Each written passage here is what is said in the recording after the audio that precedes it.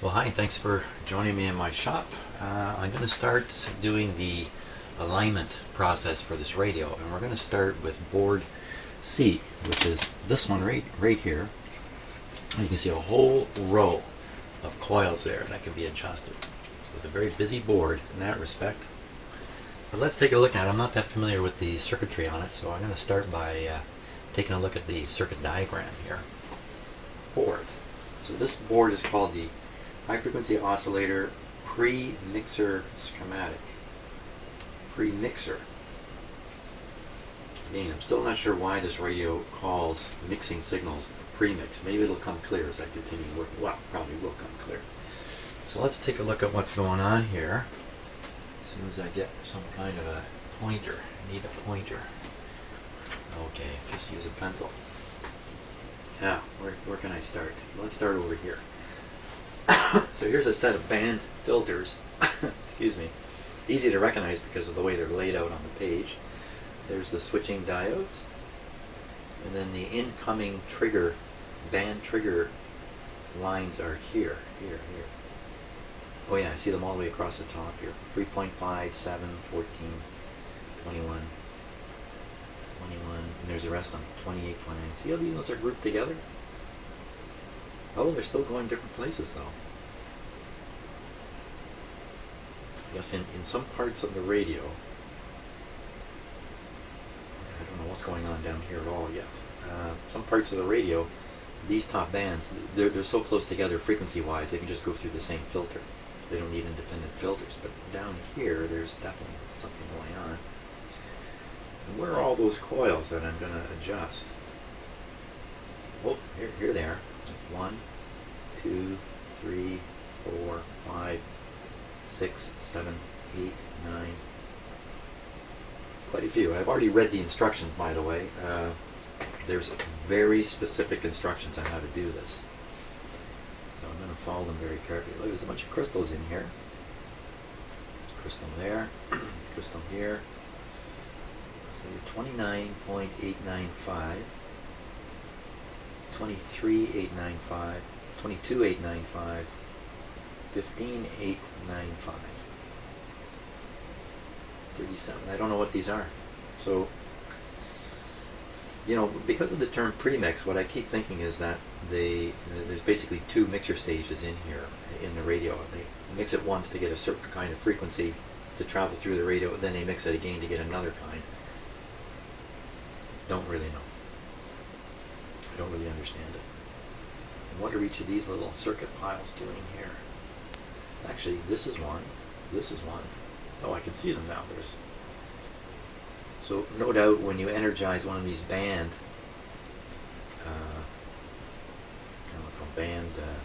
wires, band bus, I don't know what to call it. Like let's say this one. So you set the radio to 14 megahertz. Let's see, you forward bias this diode. Pretty complicated stuff. Gets you all the way down to here where you're forward biasing these ones. 1, 2, 3. 14 is the third band. Makes sense. Also coming in here, forward biasing this diode and this diode. Oh my gosh, and then there's two more here. Holy smokes. No wonder people have a heck of a time trying to sort out this radio. I don't need to understand it fully to follow the instructions and tune these coils. I just want to get a better appreciation of what's going on here. Yikes, it's not going to come from a few minutes on camera here, that's for sure. What these little arrows are trying to indicate here?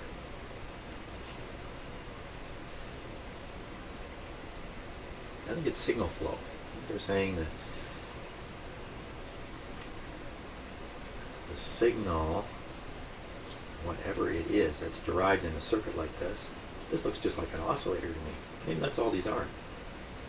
Just a bunch of oscillators generating the crystal controlled frequency here. And you're just selecting which one you want to operate based on what band you're on. There's some kind of detector circuitry down here, and it looks like a mixing arrangement here of some sort. So maybe there's the mix in the premix. Excuse me. VFO in. So here's where the variable frequency, the tuning oscillator, comes in. Yeah, so it mixes here with whatever's come out of here. So that's the last stage here. It's the bass. So it looks like everything is pouring into this point here. All these signal paths all lead to here. So this is a amplifier, a buffer, or something of that sort. Probably an amplifier to boost the signal up strong enough so it can work its way through these transformers here and this bridge.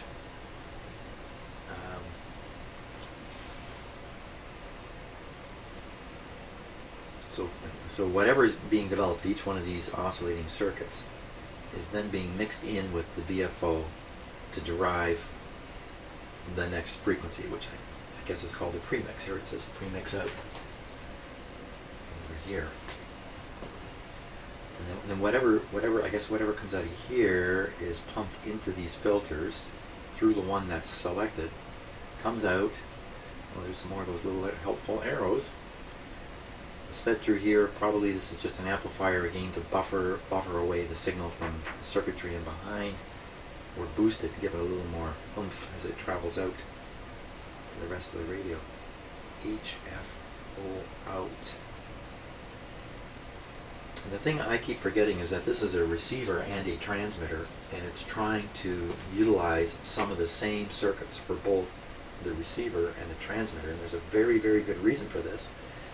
You want the transceiver to receive and transmit on exactly the same frequency. And if you use two different sources for things like the VFO, maybe you got a VFO for the receiver and a VFO for the transmitter. Well, good luck getting them both on the same frequency and keeping them there. So if you can make the transmitter and the receiver share certain circuitry, certain internal frequencies, then you can be really quite sure that you're transmitting on the same frequency you're receiving on, and save yourself a lot of components, although there's still a lot of parts in this radio, no doubt about it. So that's the basic story here. Bunch of oscillators, I believe, mixing in here, producing a signal coming out here. Question would be, as we switch the bands, are all these things switching properly? That would be quite a bit of poking around to prove it. In particular, are these switching properly? Now remember, the radio still behaves a little strange when you go on the higher bands, when you go on these bands.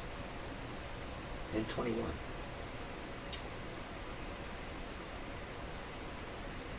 There's WWV.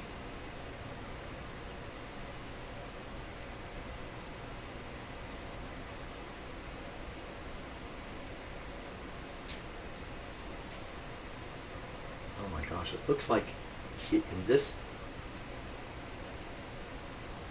now if you look at this oscillator here, you energize this line, you forward bias these diodes, you don't forward bias these ones. So the signal that reaches this point, let's start here, this is like an input side, that forward biased, well, there's no signal reaching it, it's an oscillator, so it's developing, so there's got to be some, I think what they've got here is basically two oscillators sharing a transistor, and you're switching between these components or those components. And this would be the same thing here. This is another oscillator that can do two jobs here. That's what I'm thinking, anyway. You energize this line, you forward these diodes, but these ones are not. And if you flip it to 21, you now forward these diodes, but not these ones.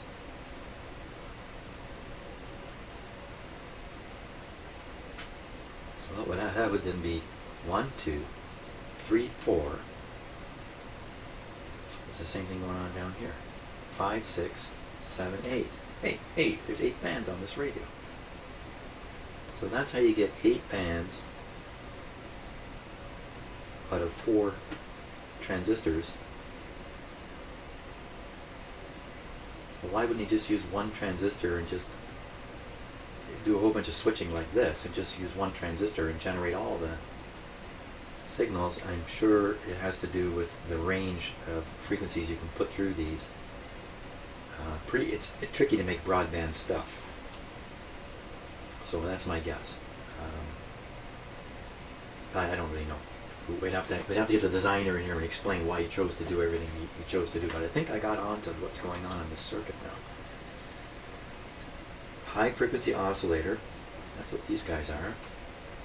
And pre-mixer. Here's the mixer. So there we are. Okay, I got a grip now on what this card is doing. Let's look again at what I'm tuning. So I'll be tuning this coil here. Of course, that's right in the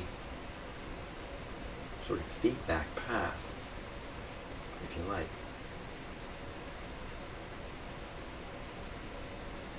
And of course, it's a crystal oscillator, so as long as the crystal is oscillating, doing its thing, this thing is going to oscillate at the right frequency. So these coils must just kind of bring this circuitry into the range where the crystal can do its thing. Maybe you can push the frequency around a little bit with these. I'm not sure. But I think this is more almost like a go, no-go situation here.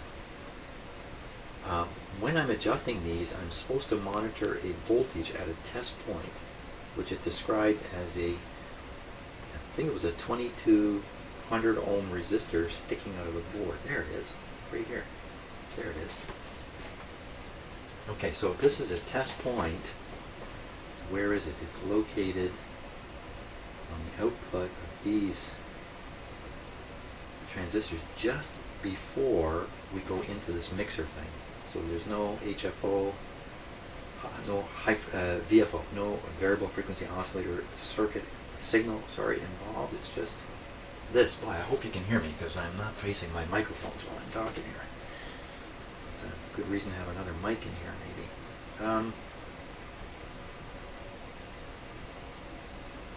So if we hook up here, now why would it be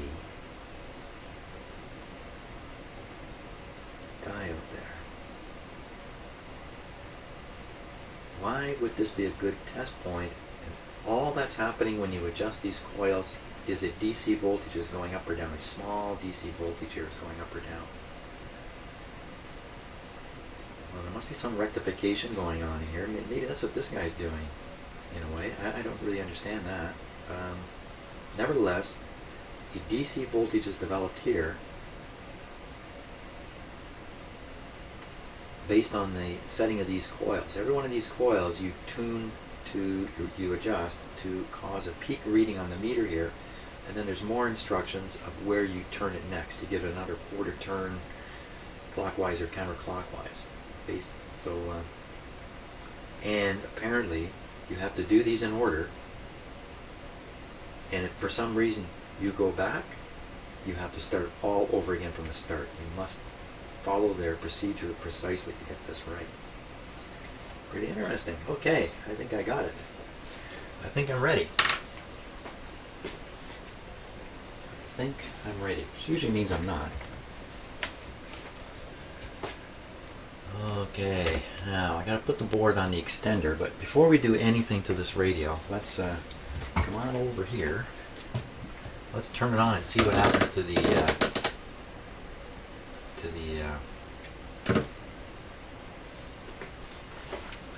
display. Anybody want to wager odds? Odds are the display is frozen again. Let's see. Let's see what happens. Here we go. Okay, high button is out. Everything's ready to go. Vox is out. No, so it won't go into transmitting by accident. And this is turned down also. Here we go.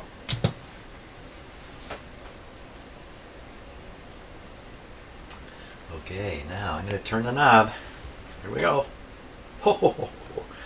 Oh, good show. I lost that bet. Wait a minute, something funny going on here. This digit's not changing.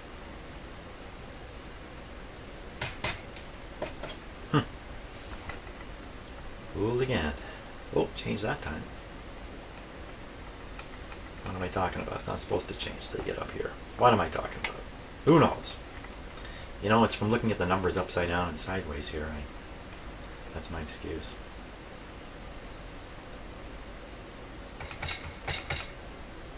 Okay, that's good. So we'll turn it off. We're going to pop the card out here. I promise I will push it back in properly when the time comes. So, oh, I was pointing at D and talking about D. That's right, yeah. Don't get off track already, Jim, for crying out loud. Here we go.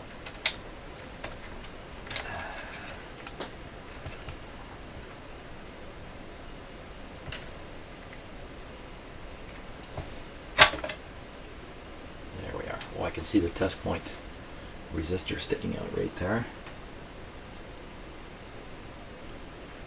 All these coils. There's all the crystals. There's the filter, the switching diodes. There's the, where's the transistors? There's one with the heatsink. That's probably the last transistor in the deal. Needs a heatsink because it's probably pushing out a bit of power. And piles of coils and capacitors and resistors, of course. Okay, let's put the extender in.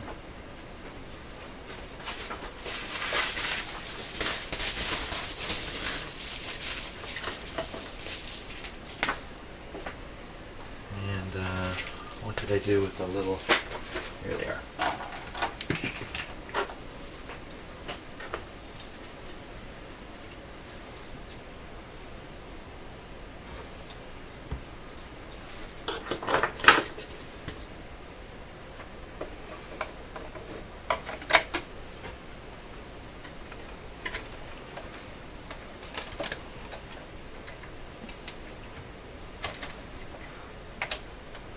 Oh, you can see right to the bottom because the extender card has nothing on it.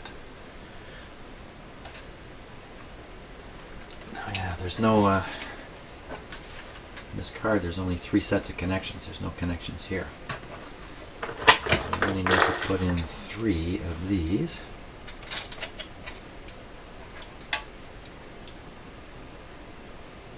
I think I saw in the manual diagram showing which way these are supposed to be popped in. I think it's like this.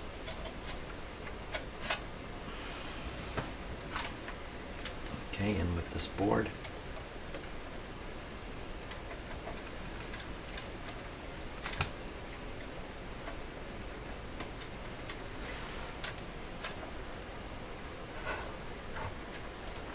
There we go. There we go. Oh, it's in there pretty solid. And we're going to be pushing on the board a little bit, so I'm going to, you know, there's next to nothing back here that can short anymore. There's no components on the extension board except the terminal points, but let's put that in there. There we go. Okay, now before we do anything more, let's see if the radio has survived this little deal here.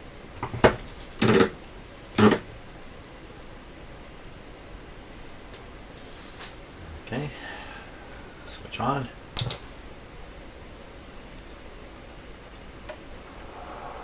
Seems fine.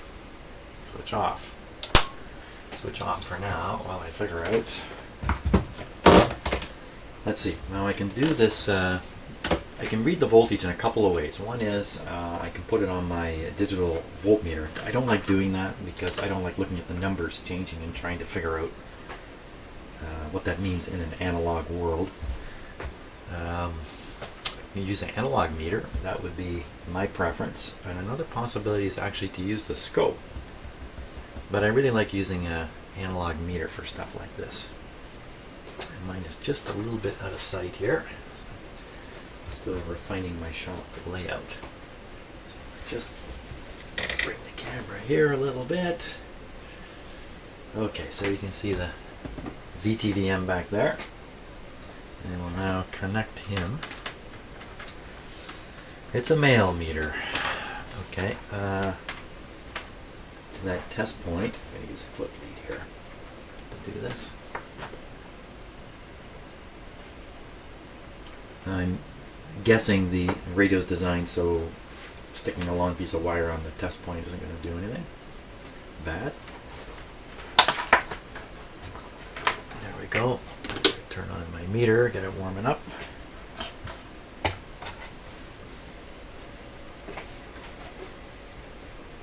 In a moment to take a good slug of coffee. This is a specially brewed alignment coffee here.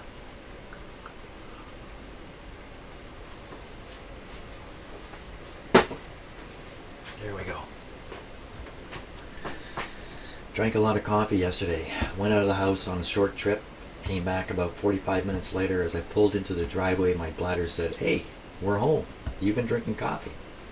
Great. So I rushed out of the car to discover I'm locked out of the house.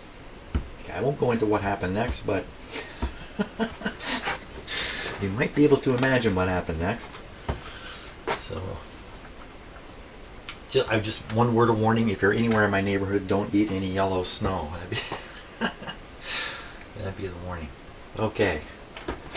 That's a male thing, okay? So if there's any women watching this video, I apologize profusely, because you may not have got a chuckle out of that, but I'm sure my male viewers have. Okay. Everything's warmed up, I think. We're ready to go here. What kind of voltages are we looking at? I don't think it's much. In fact, let me look over the instructions here. And this is going to be a bit of a slow video. Usually my videos are rip-roaring, high-speed journeys into excitement. This one's going to be just a little bit slower. Where are we here? We're starting out by not being able to turn to the right page. Okay. So, plug in the extender board. Did that. Plug board D into the extender board. So I did that. Note, the high-frequency oscillator coils will be adjusted in the following steps. Refer to figure 1.6 for the method of inserting the alignment tool in the coil and making a flag out of tape on the alignment tool so you can count the turns of the tool.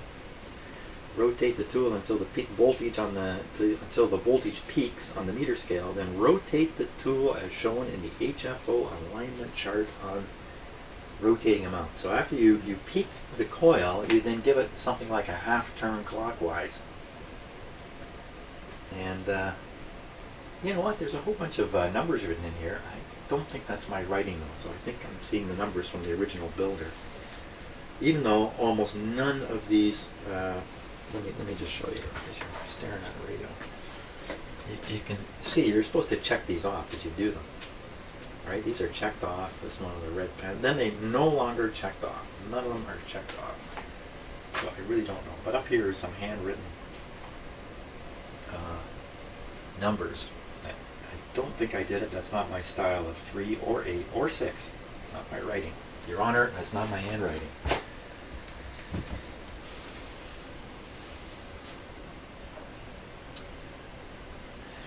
Okay.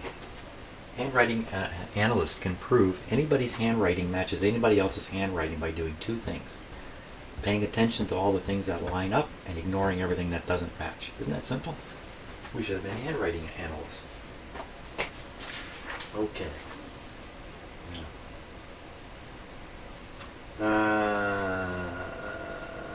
Set your voltmeter on the lowest positive DC scale. Connect the meter, common lead chassis, other lead to the 220. Did that. Depress the on button. Adjust each coil.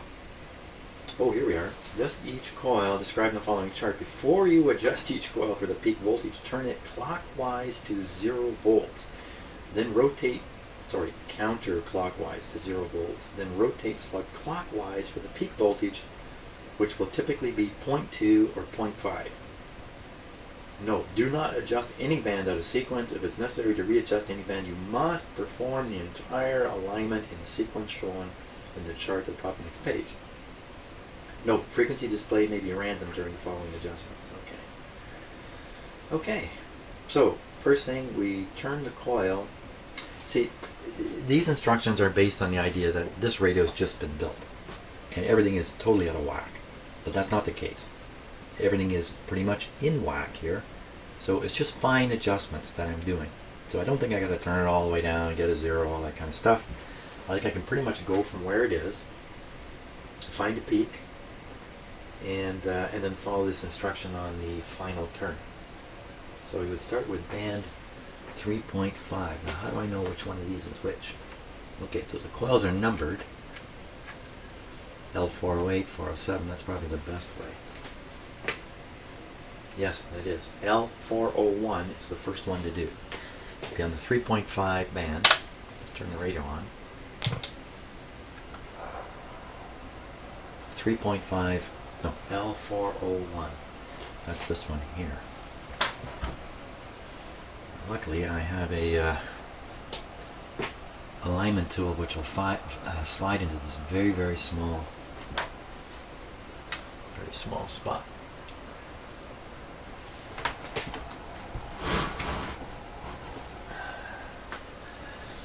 Okay, so the most sensitive my meter goes is 1.5 volts full scale. So right now it's on the 0.2, somewhere between 0.2 and 0.5. Let's see what we get.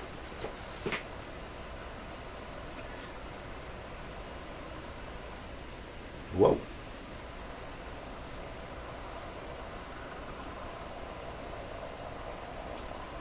Definitely on the peak there. You see what's happening? I turn it too far and the oscillator quits. So we'll turn it to its peak. Okay, so that's the peak. I'm still fiddling with it. Actually, the peak, it's a very,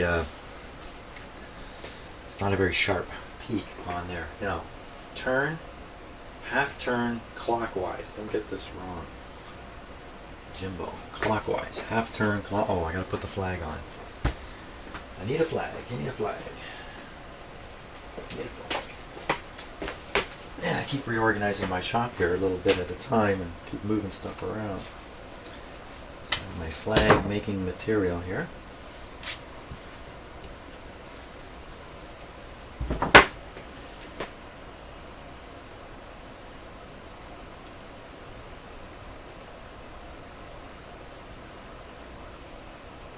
I don't know, should I put some kind of symbol on there? I don't want the curved part. There we go.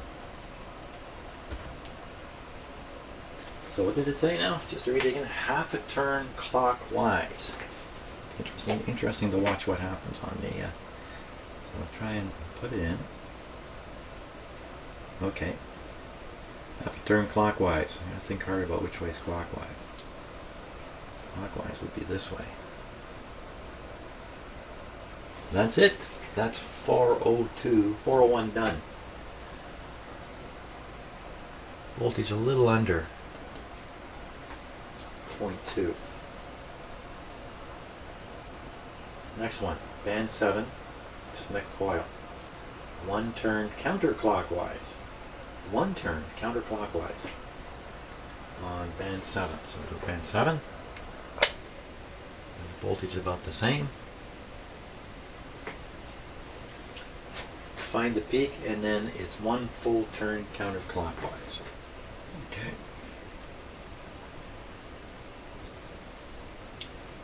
Find the peak. Uh-oh. Oh yeah, there we go. Slug's moving.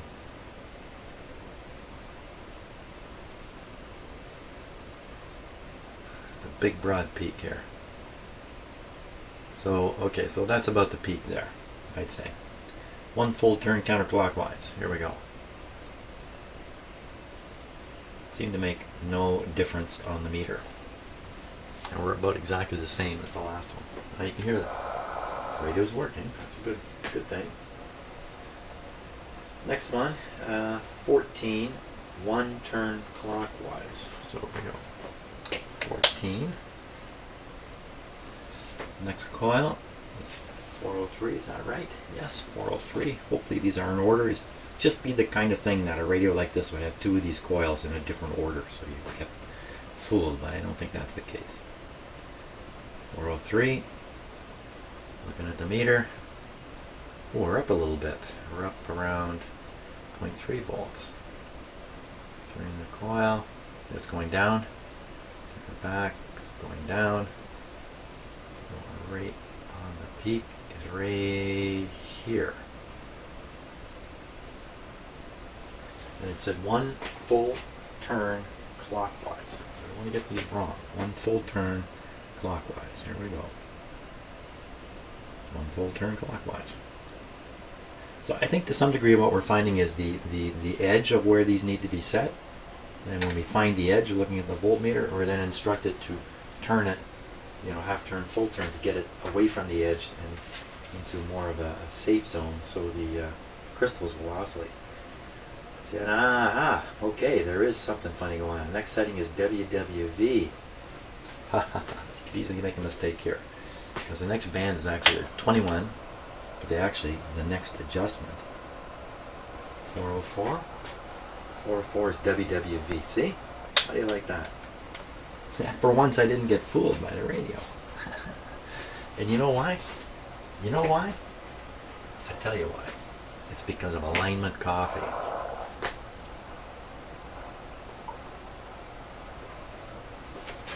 Which I'm gulping back here. Okay. Now, half turn clockwise. 404 WWV on the band switch. Okay, watching the meter for the peak. It's way off, way off. It was way off. Well, it was off. Okay, so that's the peak right there. 404, half turn clockwise. Half turn clockwise. I'll put it about there. Diggity dog. Now, next band, we go back to 21. Back to 21. Back to 21. Radio, see how different it sounds? I'm not sure why that is. 21 should be 405. Yes. Coil 405. In you go. Okay, it's in there. Look, oh, the meter's at 0.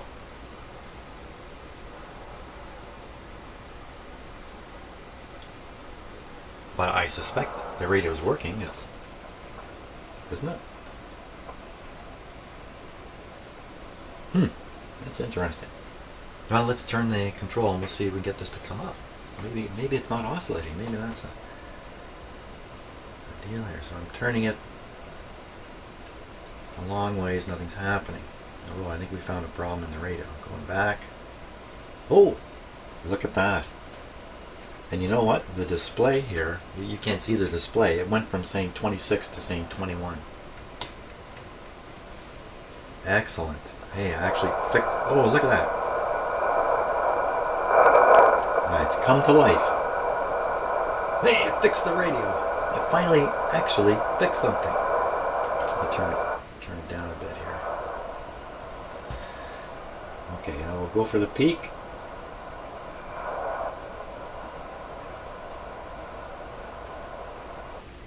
Yeah, see, the peak occurs right at the edge of oscillation.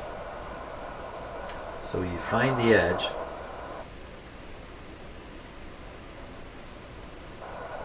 Right there. You can see why. Look at that. Okay, so if I go to the peak, watch. I go to the peak. Right about there. A little too far, and come on. The oscillator stops.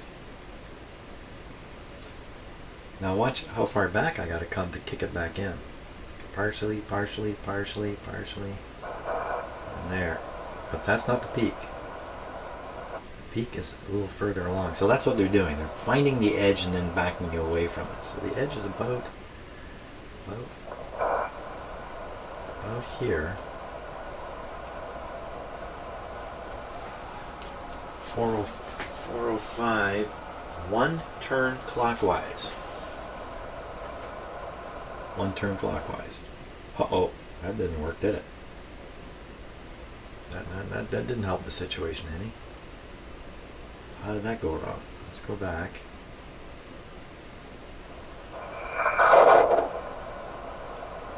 You know what? One turn counterclockwise is better. Let me read that again. 405 for one turn clockwise. In fact, all the rest of them involve one turn clockwise. Things are not adding up here. Let's try this once again. Look for the peak on the meter. Here, you know what I can do here, if I'm a little bit of camera work, just to make it a little more interesting. There we go. Now you get a good look at the camera. At the meter, rather. Okay. Okay, so I'm turning the control now. Counterclockwise. Yeah, this radio makes those sounds all the time, and I don't know.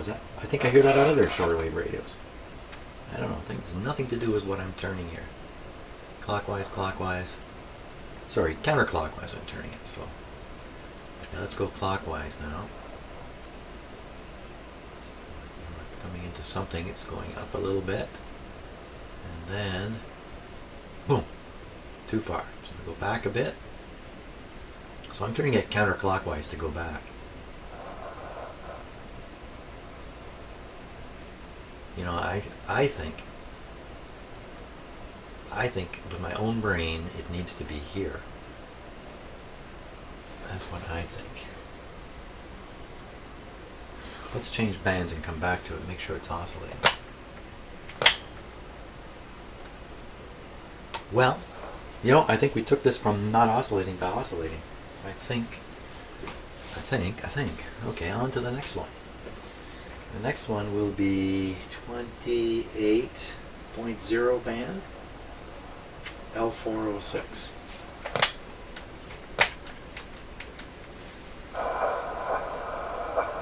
.0 band, 406. Here we are. There we go. Oop.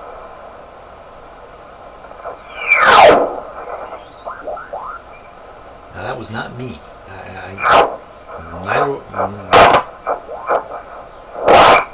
Wow.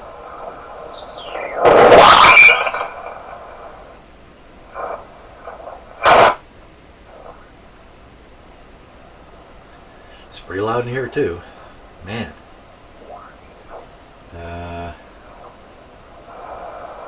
I don't know what to make of those sounds.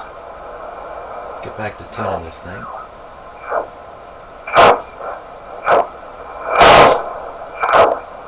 Oh, you swear it's from what I... Let me just turn this right down here. So once I reach the level you see, you know what I'm going to do here? I'm going to stop at this point and put a 2-screener on here. Okay, I think this is a little more fun. You can kind of watch my hand and watch the meter much better. Okay, so where are we here? I lost track. So there it is, gone. Doesn't seem to affect the reception. The other bands seem to affect it. There's still just enough there to operate the radio. Well, it does seem to change a bit.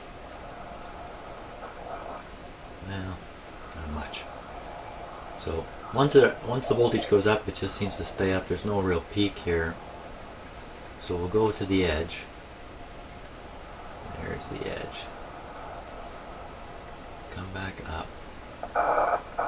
And then it says go clockwise 1 turn. You know what, again, this is going to kill it.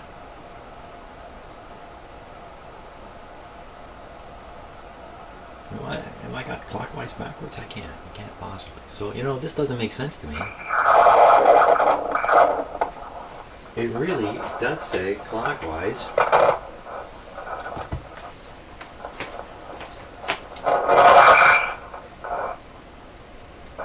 in here. Clockwise. Top bands.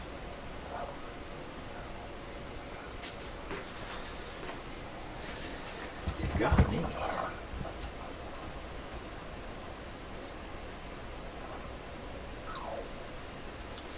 Well, I'm going to go with my instincts here in this case, and I'm going to maintain.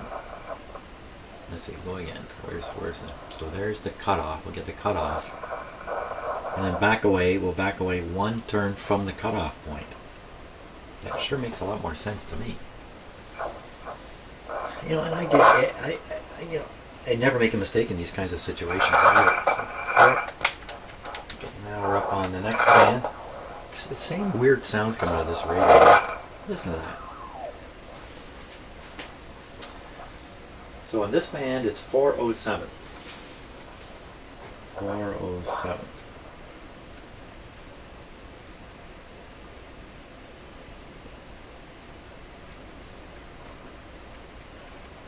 Wow. So you see this one, it's just not, it's like these have never been adjusted. Come back, come back. You know what? I think there's 2 peaks in these coils. There can be 2 peaks in these coils. There's a slug can pass right up above and below. And I think it said somewhere about that. Make sure you get the right peak. Why didn't I see that when I read these instructions? Because they tell you to turn it counterclockwise to 0 volts. Okay, so I think I've been doing that. Counterclockwise.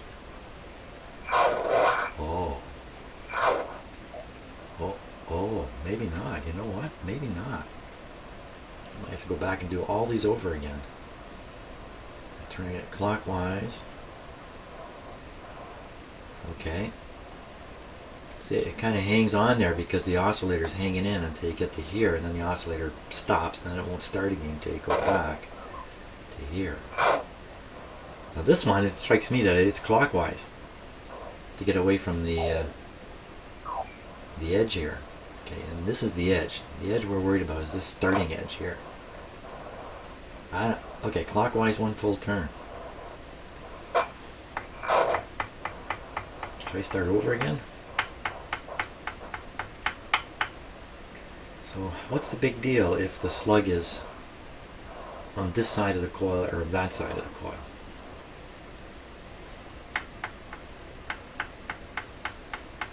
Well, let's finish this off, what we're doing right now. Okay, so that's okay. So that's 2 more bands to go. Next band. 408, 408, 408. Counterclockwise to a 0 on the meter. Oh, look at how far. There it is. Clockwise till it comes up. Let's just try that again. Okay, pops up there. 1 turn clockwise from here. I don't think this is a really critical adjustment. It just has to be safely in the zone where the coil will enable the crystal to oscillate. That's all we really need here. Okay, 1 more band. There we are. Counterclockwise to a 0. There we go. Forward to a peak, or clockwise to a peak. Boink. So there really isn't a peak, it's more like an on, it's there or it's not. Way back, it disappears. Kicks in there on its own, right around there. Okay, clockwise 1 full turn.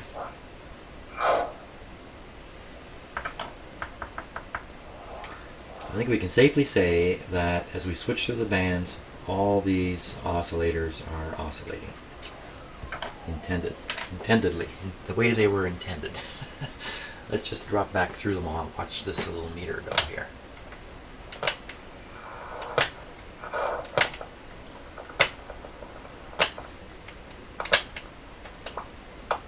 That's the 7 meter band. 3.5, a little low on these. And the expected voltage is above 0.2. But the radio's working, so I think that's good enough. I don't think, I can't generate more voltage by twiddling that control. So there we are. There it is. Let's see. 4D. Next thing is VFO output adjustment. Very different procedure. So what I need to do now is put this board back in the radio. And make sure that it's still operating. That would be a good idea here. Radio's off. Pull that out.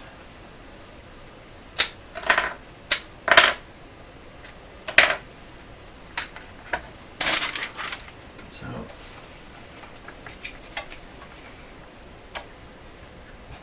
Pull this guy out of here.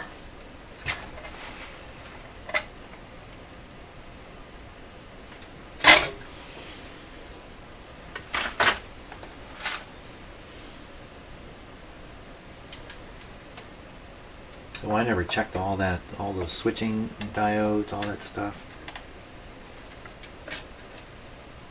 Why would I?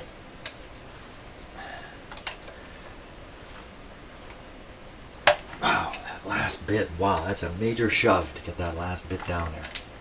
It's beyond the range of what you think is reasonable. So another reason why I didn't set some of these boards down before. Okay, so VFO adjustment, I think I'll do that on another video. So, hey, thanks so much for watching this. VFO next.